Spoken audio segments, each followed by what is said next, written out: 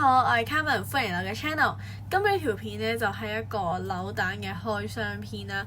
咁話說咧，前幾日咧，咁我就去咗冒險樂園玩啦。咁我就見到咧，其中咧有一個獎，黃獎咧就可以換一隻咧嘅水怪扭蛋啦。咁我就好幸運地咧就換咗5隻翻嚟啦。咁就今日咧拍短片同大家開箱下。咁我哋事不宜遲，我哋即刻開始。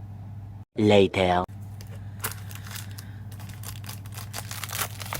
咁呢一個咧就係佢張 leaflet 啦，佢就總共會有4個款，跟住紅色嘅呢一個款咧係佢咩嚟嘅？佢係袋嚟。哦，佢一個哇，其實幾大喎！佢一個斜孭袋，咁佢有一條藍色嘅繩啦，然之後佢呢個樣就係單眼款，佢係薄薄地嗰種質感嚟嘅。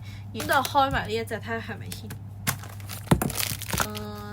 冇錯啦，佢都係一個嘅單腳款，超 Q 啦，超可愛咯。然之後嚟到第2種啦，就係綠色啦。我哋開個綠色，因為其實我都唔知佢入邊係啲咩款嚟嘅。究竟係咩？我見到有啲紅色帶嚟嘅喎，呢個係唔係，佢係呢個款，佢都係藍色帶啦。但係佢今次就拎住個章魚，冇錯，就拎住章魚就坐喺度嘅款嚟嘅。我咧當開埋黃色先啦，係咩款咧？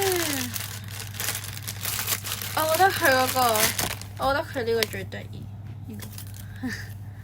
呢一個就係雙眼嘅正常款，就係得個頭嘅啫，得個頭嘅水怪款。咁佢就比較打橫身嘅呢一個。